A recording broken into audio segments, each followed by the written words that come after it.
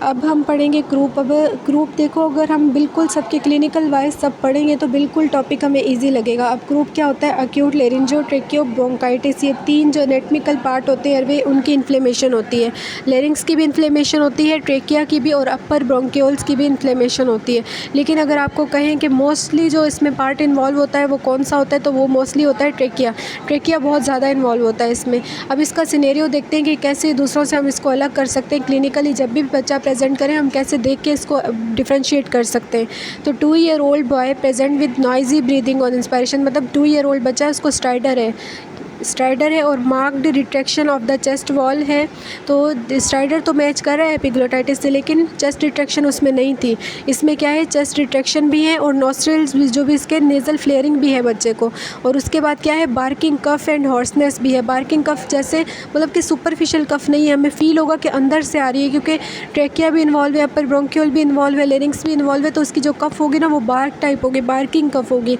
और जो इसमें लेरिंग्स इन्वॉल्व है तो उसकी वजह से वॉइस भी अफेक्टेड होगी, जिसको हम बोलेंगे हॉर्सनेस ऑफ द वॉइस। और जो कफ है वो वर्सन हो जाएगी नाइट टाइम पे। He has mild upper respiratory infection for 3 days. उसको अपर रेस्पिरेटरी इन्फेक्शन के भी फीचर होंगे, जैसे कि राइनोरिया वगैरह होगा, नेज़ल कंजेशन वगैरह होगी, स्नीजिंग होगी, सोर थ्रोट होगा, तो ये सब फीचर होंगे। और main point, father has cold previous week, ये बहुत ज़्यादा स्ट्रॉन्ग हमें बता रहा है, सजेस्ट कर रहा है कि वायरल का मोस्टली ग्रुप होता है ना वो वायरल होता है और मोस्टली बहुत जल्दी फैलता है as compared to the bacterial.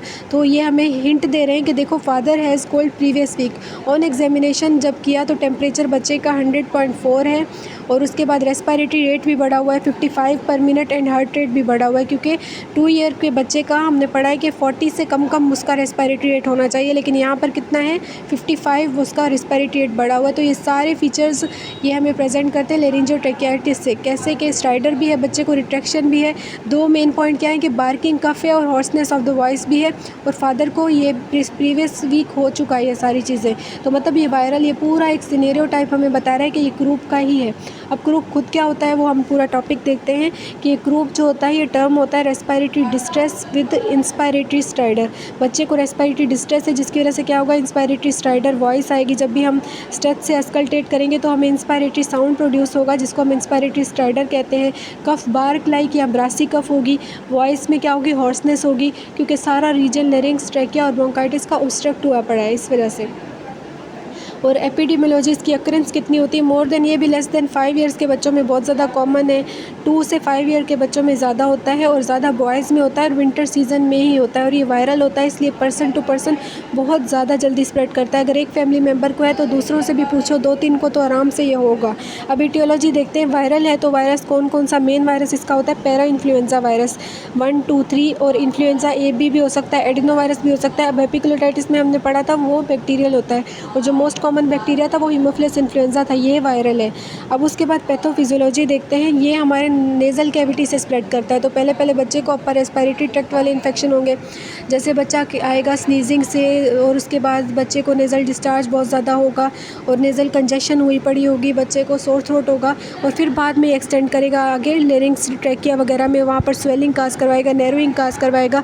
क्यों काज करवाएगा, इन्फ्लेमेशन की वजह से वहाँ पर एक्सुडेट वहाँ पर जमा हो जाएगा, फाइब्रिनस। तो सबसे पहले नेज़ल कैविटी को इन्वॉल्व किया, वहाँ वाले फीचर आए, अपर रेस्पिरेटरी वाले फीचर आए, और फिर ये लोअर ट्रैक्ट को इन्वॉल्व कर जाएगा। अब क्लिनिकल फीचर क्या होते हैं, इसके ग्रेजुअल ऑनसेट में क्लिनिकल फीचर होते हैं, मतलब कि पहले जो सिम्टम होंगे वो माइल्ड होंगे, फिर आस्ता आस्ता वर्सन होते जाएंगे, और मोस्टली नाइट टाइम पे ज़्यादा वर्सन होंगे। पहले बच्चे को कोल्ड होगा, कोल्ड मतलब कि ऐसे ही जो नेज़ल कंजेशन वगैरह, स्नीजिंग वगैरह ये फीचर आएंगे, फिर कोराइज़ा वगैरह के फीचर आएंगे। अब कोराइज़ा ये एक क्लिनिकल टर्म है, मोस्टली जो नेज़ल म्यूकोजल मेम्ब्रेन की इन्फ्लेमेशन को हम कोराइज़ा कहते हैं, और उसकी जो फीचर्स होते हैं जैसे कि सेम ही होते हैं, नेज़ल कंजेशन हो गई, और उसके अलावा नेज़ल डिस्चार्ज बहुत ज़्यादा होगा, स्नीजिंग होगी, इरिटेशन वगैरह, तो ये सारे फीचर आते हैं कोराइज़ा में। कोराइज़ा का मतलब ही क्या है, inflammation of the nasal mucosal membrane, और लो ग्रेड पहले फीवर होगा, पहले ही हल्के हल्के सिम्टम होंगे, बाद में अभी जब इन्वॉल्व कर लिया लेरिंग्स ट्रैकिया को, अब कफ बन जाएगी, बिल्कुल क्रूपी, स्ट्राइडर भी हो जाएगा बच्चे को, चेस्ट रिट्रैक्शन वगैरह होंगे जब ब्रोंकाई वगैरह इन्वॉल्व हो जाएंगे, और अगर बिल्कुल ज़्यादा ब्लॉक हो गया फाइब्रिनस एक्सुडेट की वजह से पूरा पाथवे, तो बच्चे को रेस्पिरेटरी ऑब्स्ट्रक्शन की वजह से साइनोसिस भी हो सकती है, सारा ब्लू हो जाएगा बच्चा। सही, जब हमने एग्जामिनेशन की तो सेम हॉर्सनेस ऑफ वॉइस है, ये सब कुछ हमें मिलेगा। और जब हम अगर देखेंगे ना लेरिंजोस्कोप से, लेरिंग्स को, तो लेरिंग्स इतना ज़्यादा इन्फ्लेम नहीं होगा as compared to the epiglottitis में जितना ज़्यादा हुआ था। अब उसके बाद हम देखते हैं ड्यूरेशन ऑफ द सिम्टम कितने होते हैं। ये वायरल है तो वायरल मोस्टली वीक में सही हो जाता है। अदर फैमिली मेम्बर्स को भी ये डिसऑर्डर हो, मतलब ये डिज़ीज़ होगी, तो ये क्योंकि वायरल है। तो ये सारे क्लिनिकल सिम्टम हमारे दिमाग में हो के पहले देखो क्या हुआ कि माइल्ड अपर रेस्पिरेटरी इन्फेक्शन हुआ, अपर से आके फिर बाद में आस्ता आस्ता सिम्टम क्या होते गए, सीवियर होते गए, और फिर मतलब कि कफ़ में भी ऐसे बार्किंग टाइप कफ़ हो गई, और उसके बाद क्या हो गया, बच्चे को हॉर्सनेस ऑफ द वॉइस हो गई। फिर बाद में जब नीचे और इन्वॉल्व किया, चेस्ट रिट्रैक्शन हो गई। तो ऐसे सीरीज़ में सिम्टम आते हैं, सारे एक साथ सिम्टम नहीं आते। अगर सारे एक साथ आ रहे हैं तो इसका मतलब ये समझ जाओ कि अभी ज़्यादा इन्वॉल्व कर गया है, बच्चा सीवियर कंडीशन में आ गया है। अब डायग्नोस कैसे करेंगे? पहली बात ये कि हमें बिल्कुल क्लिनिकल फीचर से ही पता चल जाएगा, क्योंकि सबका एक डिफरेंशिएटिंग क्लिनिकल फीचर होता ही होता है। उसके अलावा फिर भी नहीं हो रहा तो हम एक्सरे करवाते हैं, वो भी लेटरल व्यू करवाते हैं। लेटरल व्यू में ये क्या होगा, स्टिपल साइन होगा। अब देखो मेन इसमें बात समझने वाली है कि जो ग्रुप में मेनली इन्वॉल्व होता है, वो सबसे ज़्यादा जो इन्वॉल्व होता है वो ट्रैकिया होता है, सही है। अब ट्रैकिया कहाँ होगा? लेरिंग्स के नीचे। अब लेरिंग्स के 3 पार्ट आपको बताए थे, सुप्राग्लोटिस, ग्लोटिस एंड सब ग्लोटिस। तो सब ग्लोटिस वाले जो पार्ट है वहाँ पर क्या होगा, उसके नीचे ट्रैकिया होगा। तो इसीलिए जब हम एक्सरे पर देखेंगे तो सब ग्लोटिक नैरोइंग दिखेगी, मतलब कि एट द ट्रैकिया वाले रीजन पर वहाँ पर हमें नैरोइंग दिखेगी। अब नैरोइंग क्यों दिखेगी? क्योंकि वहाँ पर फाइब्रिनस जो एक्सिट रेट है वो प्रेजेंट होगा, जिसकी वजह से ट्रैकिया नैरो हो जाएगा। तो ये हमें लाजमी देखना है। और मेन पॉइंट इसका जो डिफरेंशिएट करेगा एपिग्लोटाइटिस से इसको, कि इसमें WBC काउंट नॉर्मल होगी। जितने भी वायरल इन्फेक्शन होते हैं ना, उनमें मोस्टली WBC काउंट नॉर्मल होती है। बैक्टीरियल जितने भी इन्फेक्शन होते हैं उसमें WBC काउंट बढ़ जाती है। तो एपिग्लोटाइटिस में WBC काउंट 10,000 से भी ज़्यादा थे, इसमें WBC काउंट नॉर्मल है। उसमें जब हमने लेटरल एक्सरे किया तो वो एपिग्लोटिस बिल्कुल क्या होगा, थंब प्रिंट साइन हो गया, क्योंकि वो बिल्कुल इन्फ्लेम था। और जब इसमें हमने किया तो हमें सब ग्लोटिस वाले एरिया पर नैरोइंग मिलेगी, जिसको हम बोलते हैं स्टिपल साइन।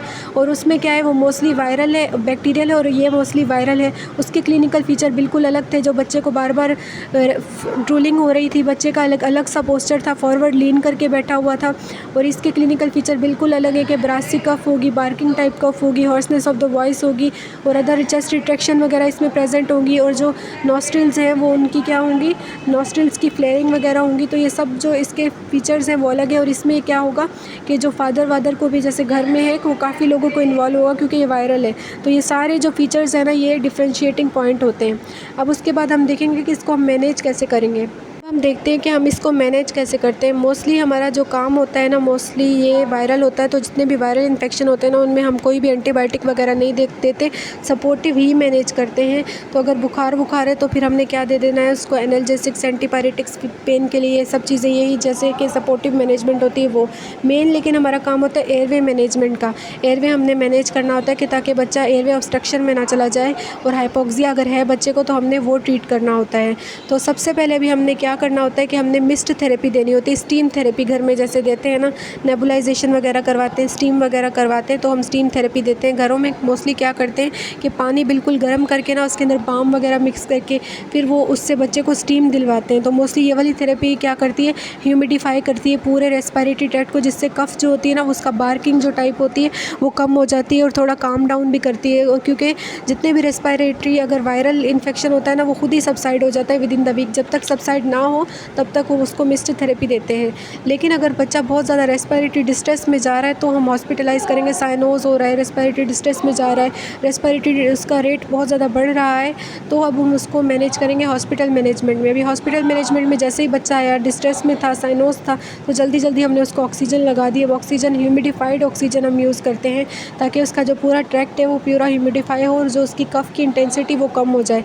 दूसरा हम क्या करेंगे, नेबुलाइज्ड रेसिमिक एपिनेफ्रिन, इसका हमने पढ़ा था कि जो एपिनेफ्रिन है वेजो कंस्ट्रिक्शन करवाती है, और जितनी भी सिक्रीशंस हैं वो कम होती है, और जो एयरवे होता है वो नॉर्मलाइज हो जाता है, वो थोड़ा एयरवे पेटेंट हो जाता है। इसमें हमने क्या करते हैं कि जो अब रेसिमिक मिक्सचर जो हो जाता है एपिनेफ्रिन का भी हम ये कैसे देते हैं, मोस्टली जो इसमें कंसंट्रेशन होती है ना एपिनेफ्रिन की 2.25% होती है। 0.5 ml ये सॉल्यूशन लेंगे एपिनेफ्रिन का मिक्सचर, और उसको 3 ml नॉर्मल सलाइन में मिक्स करके नेबुलाइजेशन मशीन जो होती है भाप वाली, उसमें डाल देंगे, सही है। और नेबुलाइजेशन के ज़रिए हम बच्चे को 20 मिनट्स तक के लिए हम उसको ये देंगे, ताकि ईज़िली वो मतलब कि जो उसका रेस्पिरेटरी ट्रैक्ट है वो नॉर्मलाइज हो, वेजो कंस्ट्रक्शन करवाए ब्लड वेजल्स की, जिसकी वजह से क्या होता है कि जो सिक्रीशंस वगैरह होती हैं वो ज़्यादा एग्जेस में रिलीज़ नहीं होंगी। उसके अलावा हम कॉर्टिकोस्टेरॉइड में डेक्सामेथासोन देते हैं, ओरली भी दे सकते हैं, इंट्रामस्कुलरली भी दे सकते हैं 0.6 mg पर kg के हिसाब से। और मोस्टली ये वायरल इन्फेक्शन है तो इसमें हम एंटीबायोटिक नहीं देते। अगर सेकेंडरी कोई बैक्टीरियल इन्फेक्शन यानी कि बच्चे को निमोनिया वगैरह हो गया बाद में, इसके बाद अगर हो गया है तो फिर हम एंटीबायोटिक देते हैं। और हमने वायरल कल्चर वगैरह, सिक्रीशन का कल्चर वगैरह जब भी किया तो सिक्रीशन के कल्चर में बैक्टीरिया आ गए हैं तो फिर हमने एंटीबायोटिक्स चलानी है, वैसे नहीं चलानी। उसके बाद ये याद रखना है कि ग्रुप में हमने जो 4 तरह की मेडिकेशन होती है ना वो हमने अवॉइड करनी होती है। और अब ये देखना है कि जो ग्रुप है ना उसमें 4 तरह की जो मेडिकेशन है वो बिल्कुल ही हम अवॉइड करते हैं, कॉन्ट्रा इंडिकेटेड होती हैं। वो कौन कौन सी होती हैं? सीबा, SEBA सीबा, ऐसे याद करेंगे हम। Sedative, expectorant, bronchodilator and antihistamine. अब ये क्यों अवॉइड करते हैं हम इनको? सीडेटिव इसलिए अवॉइड करते हैं क्योंकि ये पहले ही रेस्पिरेटरी डिप्रेशन करवाती हैं। रेस्पिरेटरी डिप्रेशन अगर करवाएंगे, बच्चे पहले ही स्ट्रगल कर रहे हैं रेस्पिरेशन के लिए, तो जब ये रेस्पिरेटरी डिप्रेशन और करवाएंगे तो बच्चा साइनोसिस में जा सकता है और बच्चा हाइपोक्सिया में जा सकता है। तो इसलिए सीडेटिव तो बिल्कुल भी नहीं देने। कफ एक्सपेक्टोरेंट जो क्या करते हैं, जितनी भी जो स्प्यूटम वगैरह है उसको बाहर निकालते हैं, तो ये तो बिल्कुल भी नहीं देंगे क्योंकि ये इन्फ्लेमेशन को और ज़्यादा इंक्रीज़ करवा देंगे, तो ये भी नहीं हमने देने। ब्रोंकोडायलेटर्स क्यों नहीं देते? क्योंकि उनका काम ही नहीं है, क्योंकि इसमें मोस्टली ट्रैकिया और जो अपर एयरवे जो होता है, ट्रैकिया, लेरिंग्स और जो अपर ब्रोंक्यूल है वो ज़्यादा इन्वॉल्व होते हैं और ब्रोंक्यूल्स हमेशा इन्वॉल्व नहीं होते, लीस्ट कॉमन ही ब्रोंक्यूल्स इन्वॉल्व होते हैं। तो इसलिए ब्रोंकोडायलेटर्स का इसमें इतना काम नहीं है। मोस्टली जो इन्वॉल्व है वो ट्रैकिया है, तो ट्रैकिया पर ये ब्रोंकोडायलेटर्स क्या एक्ट करेंगे, इसलिए हमें साल्बिट्रियोल, जो अल्ब्यूट्रियोल वगैरह ये वाले हम देते ही नहीं हैं। उसके बाद आ गई एंटीहिस्टामिन्स। एंटीहिस्टामिन्स क्यों नहीं देते? एंटीहिस्टामिन्स हम इसलिए नहीं देते क्योंकि ये क्या करवाती है, इनमें भी सीडेटिव इफेक्ट वगैरह प्रोड्यूस होता है और उसके बाद ये सिक्रीशंस को बिल्कुल ख़त्म कर देती है, मतलब कि बहुत जल्दी स्टॉप कर देती है सिक्रीशन को। और जो सिक्रीशन एयरवे में प्रेजेंट होती हैं उनको वो फर्दर थिक हो जाती हैं। जब वो फर्दर थिक होंगी ना तो फिर वो और जो एयर एंट्री है उसको कम कर देंगी। तो इसके 2 इफ़ेक्ट की वजह से, एक तो ये सिक्रीशन थिक हो जाएंगी और सिक्रीशन सफ़ा बंद हो जाएंगी, बिल्कुल बंद हो जाएंगी, और दूसरा क्या होगा, सीडेटिव इफेक्ट भी होता है। इसलिए ये हम 4 चीज़ें बिल्कुल यूज़ नहीं करते सीबा के नाम से। Sedative, expectorant, bronchodilator and antihistamine कभी भी हम ग्रुप में नहीं देते।